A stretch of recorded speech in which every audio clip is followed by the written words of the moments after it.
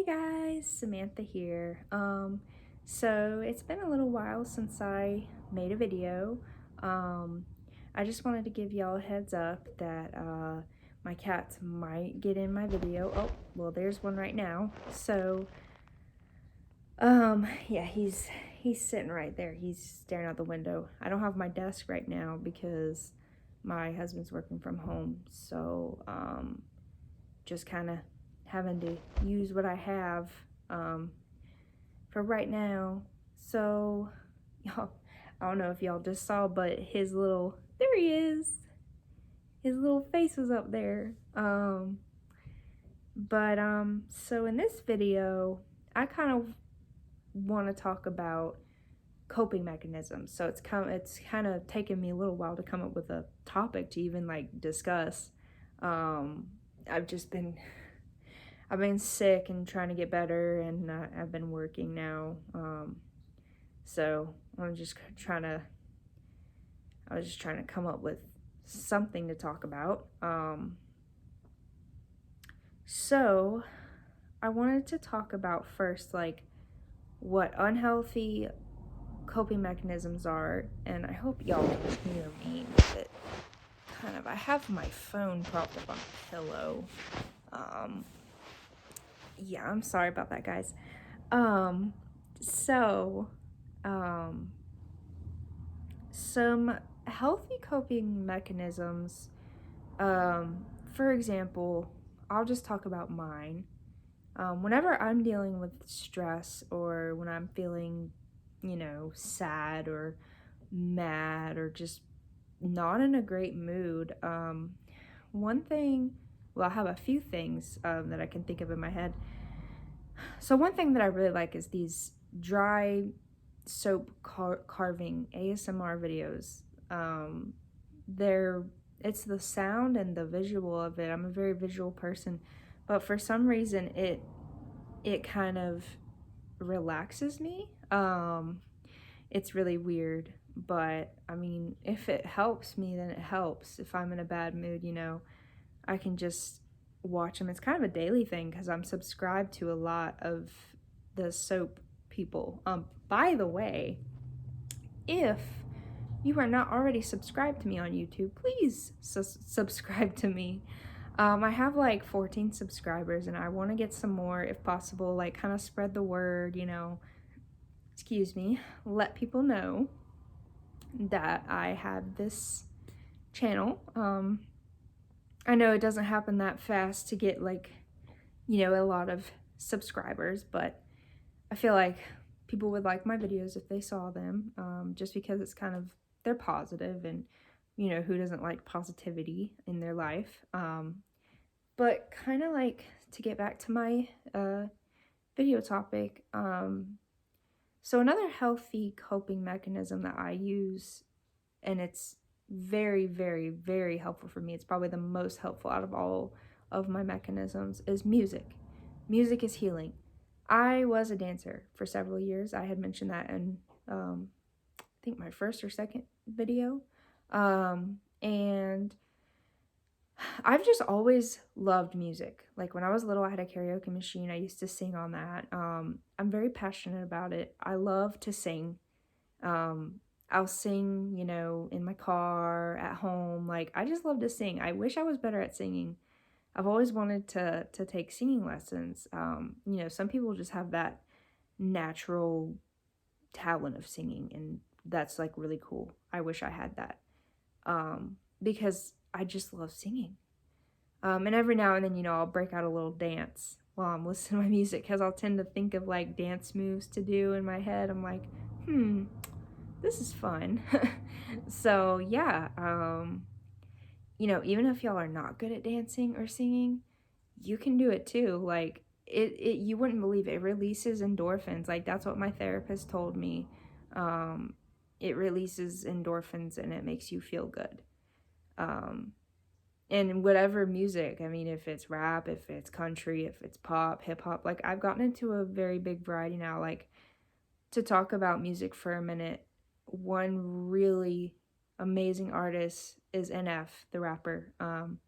He like really speaks to me because he's like some of the stuff he raps about is like stuff I've been through, you know? So whenever I listen to it, one, all his songs have good beats. Two, they help me. Like they get me out of that funk, that depression. And, you know, it's funny. I listen to his songs on the way to work to get me kind of pumped up because he's very like, his voice is like very motivational and the beat to the music and everything just gets me kind of pumped up and ready to start my day. Because it's hard to start a day when it's dark outside. When you work a night shift job, it's like, what? Like, where's the sun? You know?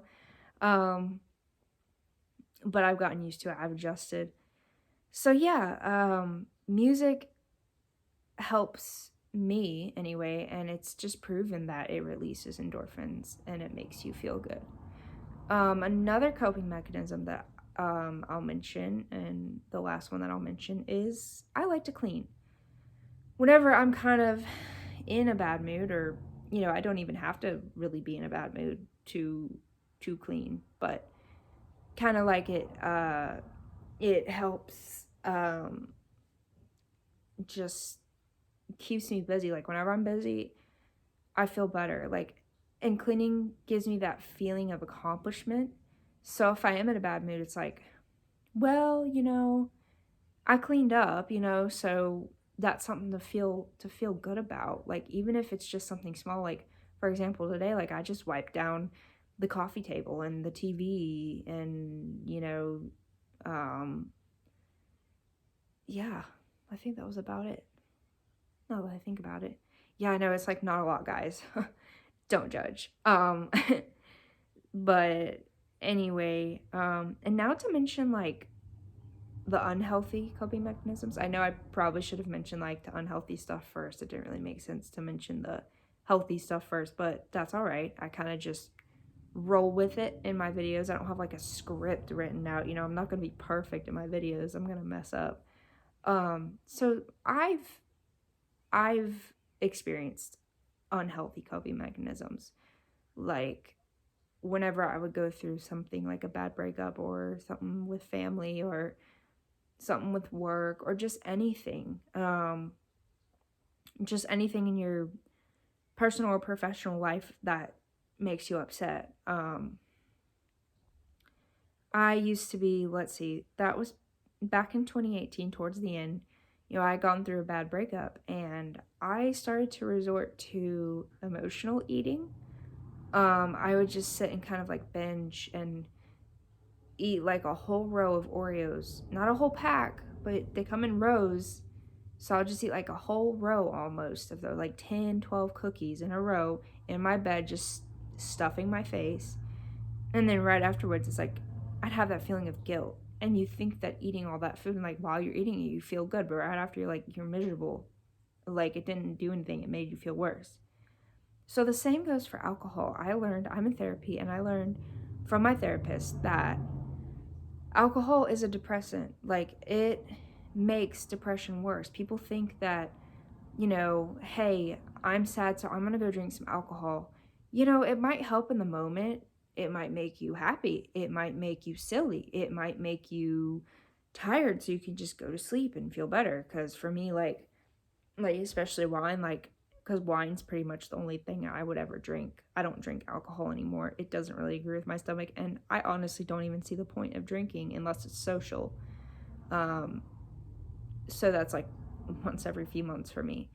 But yeah, alcohol is a depressant, and it's just literally going to feed on your depression, and it's not going to do anything for you in the long run. There's a lot of other things you can do. Like another big thing is exercising. I should have mentioned that too, but exercising can help you feel better and release endorphins as well.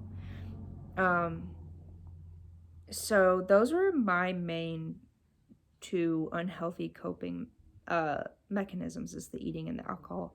Now I know there's a lot of others, like there's drugs and uh cigarettes, like whatever else. Like people will use these things to just take the edge off of everything, like to get through the day, you know, because a lot of people's goal is let me just get through the day, you know, let me make it to the next. But you don't want to like be like that, because you never know when your last day is going to be, and you should focus on trying to better yourself, trying to, you know, find other ways to cope with these hard feelings that everybody experiences at some point in their lives. Because I know that it's tough. And when I was a kid, it was like, you didn't have any stress. I mean, I had anxiety because it was, I don't know, I was just a very anxious child. Like, I had panic attacks. But for the most part, like, I played, I had fun, and you don't have those responsibilities of an adult. But, you know, when you reach adulthood, it's like, oh, wow, like, you know, this is a wake-up call, because no one really tells you, you know, at least my parents didn't really tell me that, you know, it's going to be like that. And, you know, that's okay. Um, because I figured it out on my own. And, you know, I love being an adult. It has, you know, you have freedom, but you also have that responsibility. And a lot of people, like, even in like relationships and stuff, it, you know, that brings stress too for some. So, some people just will resort to the unhealthy because maybe it makes them feel better than the healthy, or maybe it's just easier than actually like trying to do something that's a little healthier. I mean, a lot healthier, because all of that stuff poses health issues. Like, alcohol can cause problems with your liver, cigarettes can cause problems with your lungs. I mean, everybody knows that. But in the end, like, it's not worth it, because, you know, no one deserves to suffer. Like, no one deserves to be sick in the hospital with cancer, or, you know, cirrhosis of the liver. Like, when, I mean, that's like a disease. And, you know, it's just not good.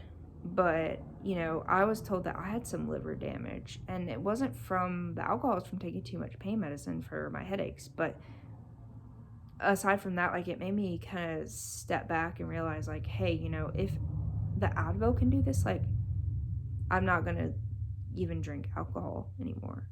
Last time I had alcohol was like back in August of last year. Like, that was the last time I did. I had tried it a little bit previously, like a few months ago, and I took a few sips and I was just like, no, like, I felt sick immediately. So for me, it's like unhealthy coping mechanisms just aren't even a thing for me. It's like I don't want to do them. It's like, maybe it's because I'm mentally healthier that now I can just pick up a book and be happy, or pick up my phone and listen to music and be happy, or reach out to a friend and talk to them about my feelings and feel happy, or go out for a walk, you know. Um, and I hope that everybody else can feel, or at least like get to that point too. It took me a long time, almost 2 years, and it's not easy for everybody. It's harder for some. And the main thing is trying.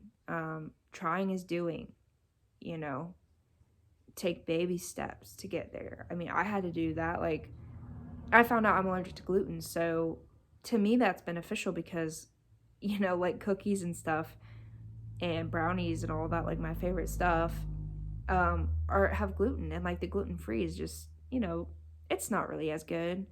And also dairy, I try to avoid that because it upsets my stomach. So like ice cream and, you know, all of that. I can't.